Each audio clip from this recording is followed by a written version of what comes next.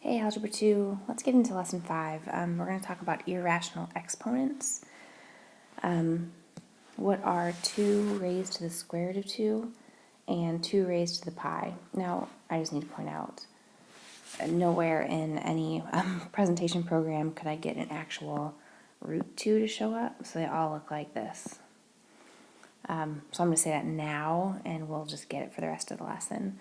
Okay, now we do remember that the square root of 2 is an irrational number. That just means that to actually compute this, you get a number that never ends, okay, ever. Same with pi. It's an irrational number because it's a number that never ends. So if we want to raise a number to the pi, it's impossible to do because this isn't a number that has an ending. So the answer to this will never be exact. Okay, it will always be an approximation. Make sense?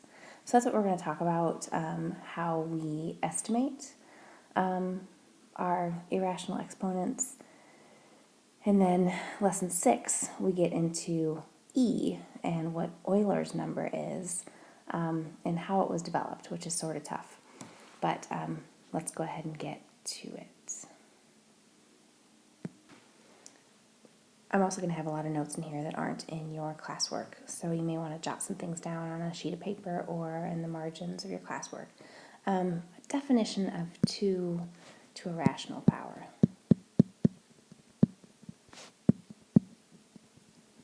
Okay, we would have 2 raised to p over q. Okay, we have a fraction there. A fraction is finite, which also works into the q root of 2 raised to the p. Okay, those are finite answers, right? This is an integer. It's 2 raised to an integer divided by an integer. Okay, when we have 2 raised to an irrational power, I don't have an integer. Okay, let's go back to 2 raised to the x. I know my domain for this is all real numbers.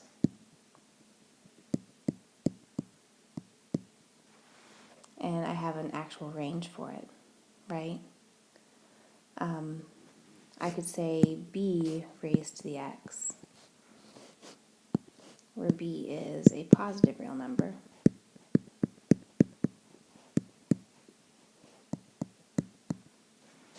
And that works too. If b were negative, it no longer becomes real because I can't take the root of a negative. I can't take the square root of a negative or the even root of a negative. The odd root is possible. So we're still building some bases for our logarithms. All right, let's go. What is a rational number? Excuse me. A rational number is a number that can be represented as p over q, where p and q are integers and q can't be 0. Okay, that's a rational number. A irrational number is a real number that cannot be represented as p over q for any integers p and q with q not equal to 0. All right, so what are some characteristics of rational numbers? A rational number can be represented as a finite or repeating decimal.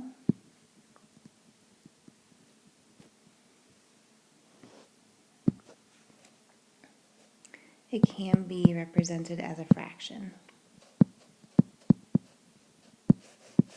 Okay, that's probably the easiest way for me to remember. It can be represented as a fraction.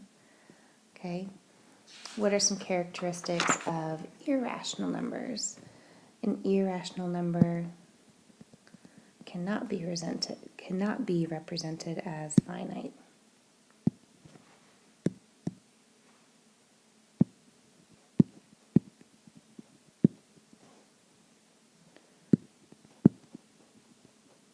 or repeating decimal.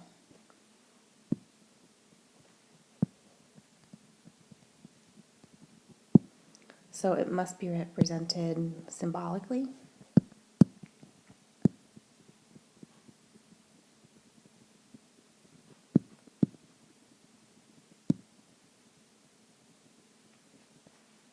Or as an infinite,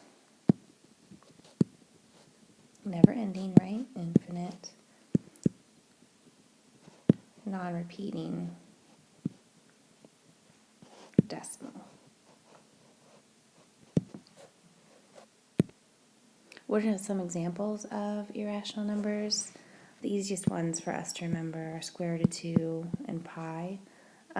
I looked a few more up. I got the cubed root of 17.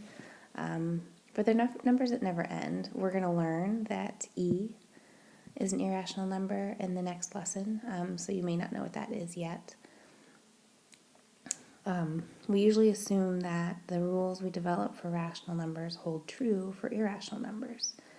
But what could something like 2 raised to the square root of 2 and 2 raised to the pi mean? It's a hard one to answer. You may consider numbers like this to be, between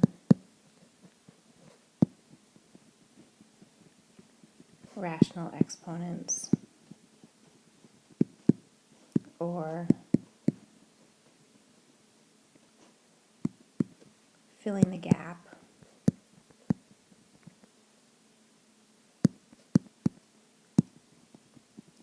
from rational exponents.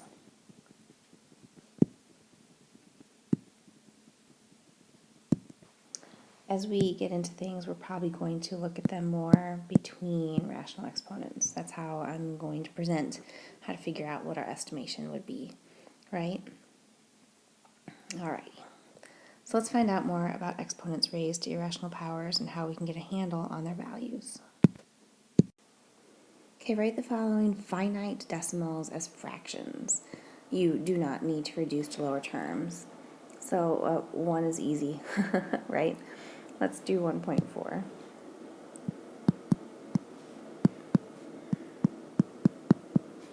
Okay, 14 over 10. 1.41 would be 141 over 100. 1.414. I hope you guys aren't rolling your eyes. Like, really, Miss Carly? This is what we're doing today?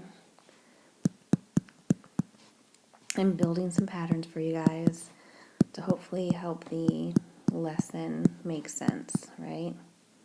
So I do enough zeros there. 1, 2, 3, 4. 1, 2, 3, 4. Yep.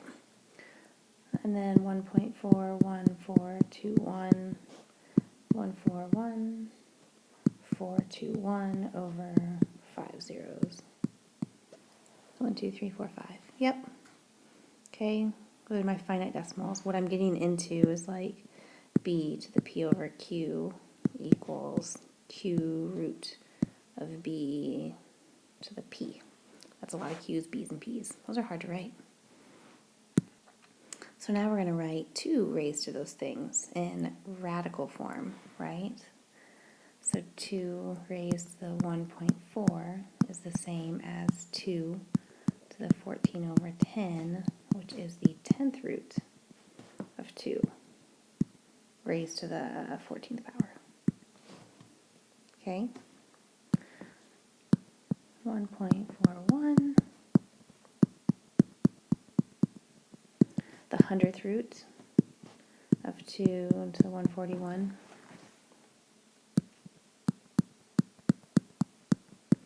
So we have 2 raised to the 14 over 1,000. So 1,000th root. I don't know why I think that's funny. That's a lot of roots. Okay, keep going. 1.4142. 2 raised to the 4 zeros. So we're now in the 10,000th root. 2 raised to the 2. Okay, last one You probably already fast forwarded by now.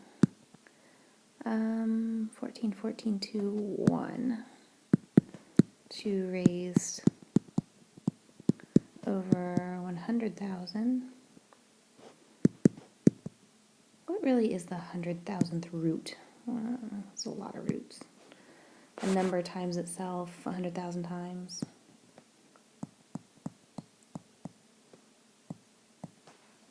Okay, that's crazy, right? So use a calculator to compute decimal approximations of the radical expressions you found in part B to 5 decimal places. For each approximation, underline the digits that are also in the previous approximation, starting with 2.0000 done for you below. What do you notice? I'm going to screenshot the last screen so we can work from it. Before I do that, I just wanted to show you what the calculator was spitting out. I took the first 3 and actually raised them to the decimals, 2 raised to the 1.4, 2 raised to the 1.41, etc. And then I tried to do like the 10th root of 2 raised to the 14, 100th root of 2 raised to the 141. Notice I got the same answer, okay, for these two. But what you can't see here is I got error. Okay, it couldn't calculate it. Let's see. What it said exactly was overflow. That means there's too many digits for my calculator to spit it out. Yep, it won't do it. So now I'm going to screenshot the previous slide to calculate them. I'll be right back. All right, I'm going to go ahead and write in the numbers, and then we can look at them. You don't need to see me write, correct? That's sort of boring. Okay, now we're underlining the ones that match from the previous. So the first one, 2.6. So that matches my 2, right? And 2.6 matches the previous one. Still 2.6 for the previous one. Then I get another 6. And then I get a 665. Okay? As we compute more and more, oh goodness, as we go, more and more digits will be the same.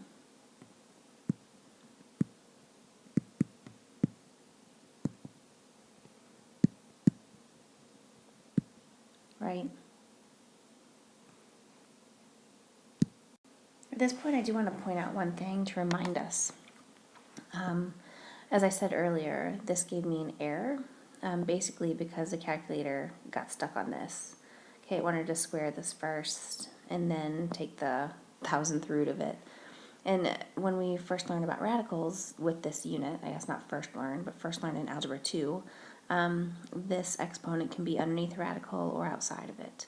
So when we move it outside of it, you know, we can take the 1000th root first and then raise it to the 1414, and we get this answer. And if I look back on the previous slide, this is the third one down. Let's see what we calculated just raising it to the 1.414. I get 2.66474, which 2.6647, that one's questionable, but basically the same answer. All right. So how are the exponents in each power of 2 changing?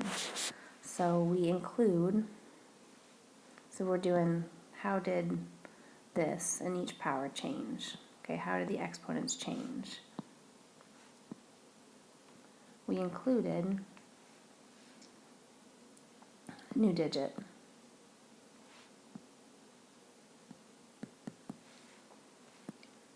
In the exponent each time.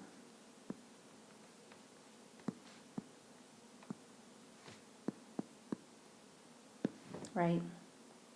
So if we keep including more digits, what do we guess will happen to the decimal approximations? I'd say the more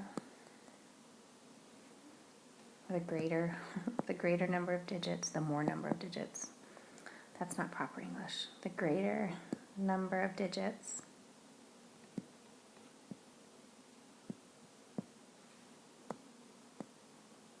in each approximation.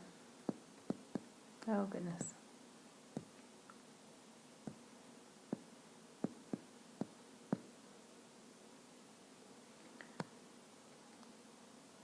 Would remain the same. Okay, so we're going to do some more experiments, right? So first, we've done this, right? A decimal approximation for 2 raised to this power.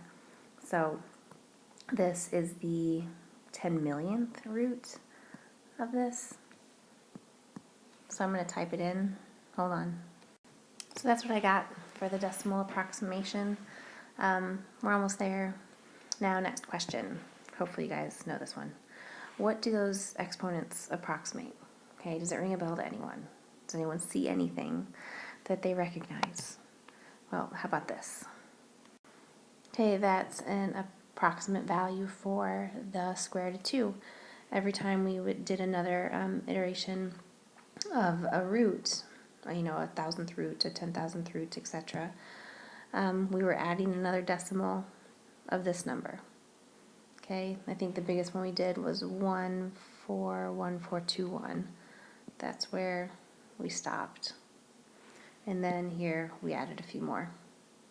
Okay, 2135. And again, like, why aren't we rounding that to 6? That's all right though. The goal of this lesson is to find a meaning for 2 raised to the square root of 2.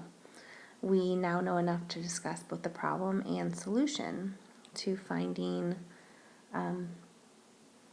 2 to an irrational power, such as square root of 2. So each time we took a better finite decimal approximation of the irrational number 2 raised to the square root of 2, we needed to take a greater nth root. Okay, every time we added another decimal approximation, we needed to go bigger for the nth root. However, an irrational number has an infinite number of digits in its decimal expansion. It never ends. So we actually can't take an infinite root. Like, I can't go infinity root of 2 raised to whatever. As I keep having more and more digits out here, 1 4 1 4 2 ... infinity. We always assumed that 2 raised to the square root of 2 and 2 raised to the pi existed, because if we graph, this should be 2 raised to the x, sorry. If we graph y equals 2 raised to the x, we always draw a solid curve. We don't draw one with a hole at x equals square root of 2. That would be 1.424, somewhere around here. Nope, I'm off by a bunch. 2, 4, there we go. Okay, x equals square root of 2 is approximately there. It's not like we have a big hole in our curve. Okay, it's a smooth curve. I don't have 3 on my x-axis, so 3.14. But as we go up this curve, we don't have any holes. It's a smooth curve. We just don't have any way to define what those really are. Truly mathematically, not approximately. Okay, that's what we're dealing with today is, the true value of 2 raised to the square root of 2. Okay, it's just not calculatable. All right, finally back to your classwork. Write 6 terms of a sequence that a calculator can use to approximate 2 raised to the pi. Okay, they've given us a few decimals of pi. So first, just like the last time, we're going to raise 2 to the 3 power. And then 2 to the 3.1 power. 2 to the 3.14 power. 2 to the 3.141 power. 1, 2, 3, 4. 2 more. 2 raised to the 3.1415. 2 raised to the 3.14159. Okay? Compute those in your calculator. In which digit do they start to differ? Hold on. Well, if you see, they differ really quick. Okay? In the hundredth spot. The hundredth place is where they start to differ. That's really fast. How could you improve the accuracy of your estimate of 2 raised to the pi? If we included more digits of the decimal approximation. Just like we did with 2 raised to the square root of 2 power. Having a hard time writing the word approximation.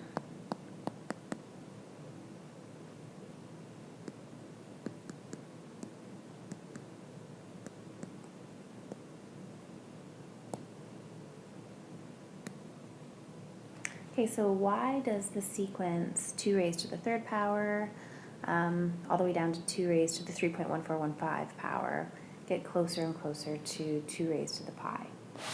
Okay, so basically we can trap 2 raised to the pi in smaller and smaller intervals. Okay, each one contained in the previous interval. So if we look at this, these are incomplete inequalities, obviously with a question mark there. So let's complete them. Okay, so we're trying to trap pi in between smaller and smaller intervals. So pi is somewhere between 3 and 4, but that's not good enough. So let's get it even closer, somewhere between 3.1 and 3.2. Okay, even closer, 3.14, between 3.14 and 3.14, sorry, 3.14 and 3.15. You sort of get the point, between 3.141 and 3.142. We're going to be doing this in our problem set, so let's practice a little bit. 3.1415 and 3.1416. Okay, see how I'm sort of going in between my last decimals. I'm trying to sandwich pi in between smaller and smaller intervals, right? Okay, since, excuse me, pi is in between 3 and 4, the function f of x equals 2 to the x increases, because that's what our graph shows. We know that 2 raised to the 3rd power and 2 raised to the 4th power is also going to sandwich pi. And we're going to try to sandwich pi in between smaller and smaller intervals, okay, using this right here to try to find a better approximation for 2 raised to the pi. So let's try it. Oh, this is what I just wrote in the last page, sorry. Let's see if we can squeeze 2 to the pi between rational powers of 2. So we're going to calculate these a little bit and have a few decimals afterwards. So 2 raised to the 3rd power.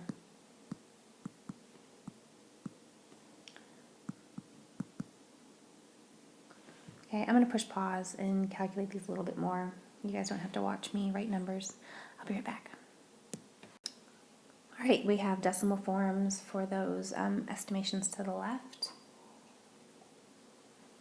So what is the approximate value of 2 to the pi? How many digits of this number do we know?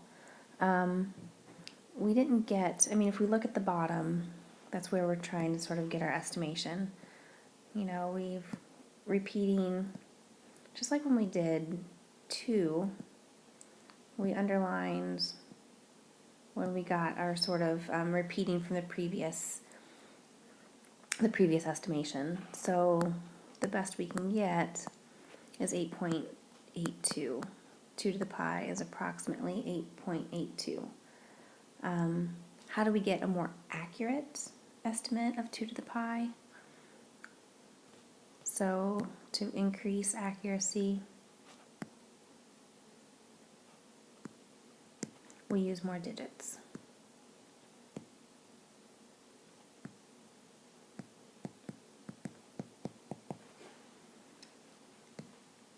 Exponents, probably a better way to say it. Or more digits in our exponents. Yeah. Well, hold on. I got ahead of myself. So we just did this. So I'm going to write it again, just in case you guys didn't write it down. Okay, 8.82 is about the best that we could do. How do we get more accurate estimate? We use more digits of pi as exponents.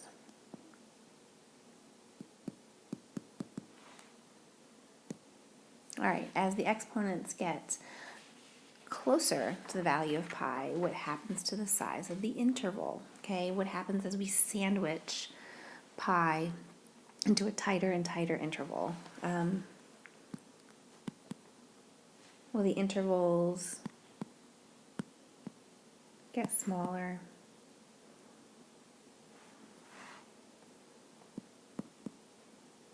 The endpoints of the intervals get closer and closer together.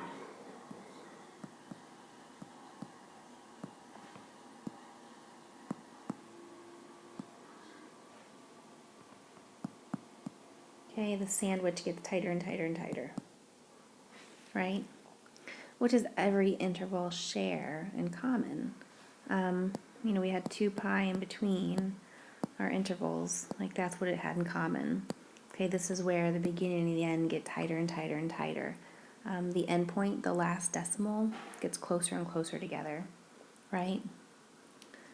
The only number that's guaranteed to be contained in every interval is 2 pi. Okay, that's every interval. This is the only one that is guaranteed to be contained. It's guaranteed to be the same. It's the only thing that's consistent.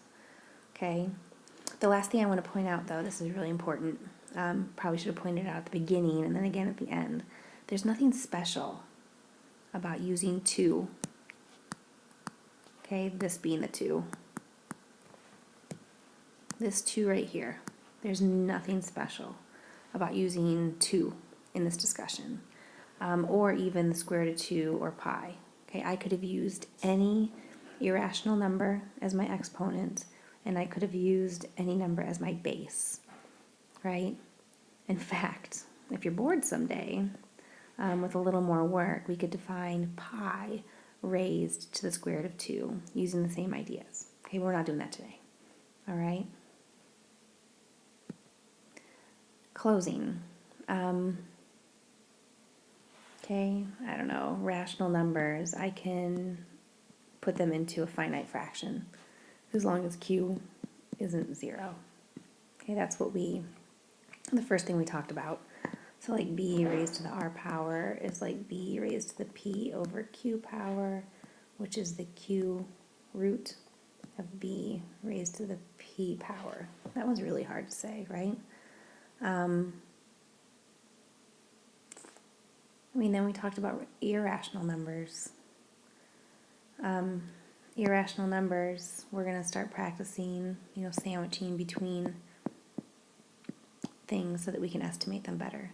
Okay, your calculator does a great job of estimating, but we're going to try to do some things by hand. All right, so problem set. I'll write it on the answer key, how many we're doing and which ones. But it's a little bit challenging because it's nothing that we've ever done before in class, just this type of estimation. Okay, so we'll get a hang for it and get a hang on it, whatever, and try some tomorrow. Good job.